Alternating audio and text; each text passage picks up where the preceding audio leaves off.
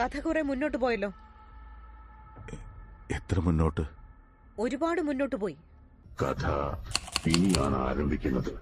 രക്ഷയില്ലാത്ത സ്കില്ലുള്ള ഒരു പ്ലെയർ ആണ് ഗൈസ്.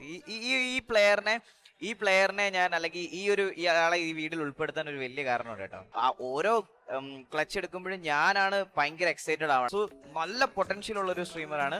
സോ ഈ നമ്പർ 4 എന്ന് പറയുന്നത് ഗൈസ് മെനറ്റാംസ്കി.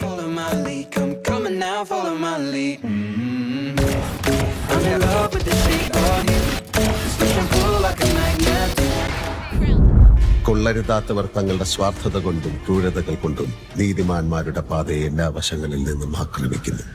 ഈ അന്ധതയുടെ താഴ്വരയിൽ നിന്നും നീതിമാനെ കരകയറ്റുന്നവൻ അനുഗ്രഹീതനാണ്.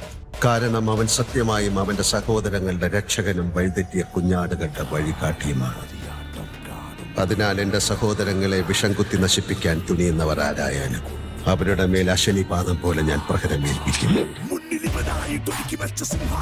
എന്റെ പകയിൽ നീറി ഒടുങ്ങുമ്പോൾ അവരറിയും ഞാൻ അവരുടെ ഒരേ ഒരു രാജാവായിരുന്നു.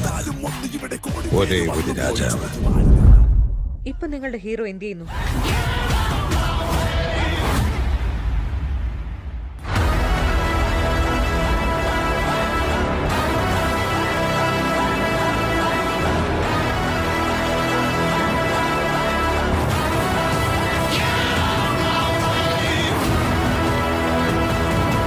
ഈ ക്ലൈമാക്സിന് ഒരു ടൈലന്റ് കൂടി ഉണ്ടായിരുന്നു. Powerful people come from powerful places.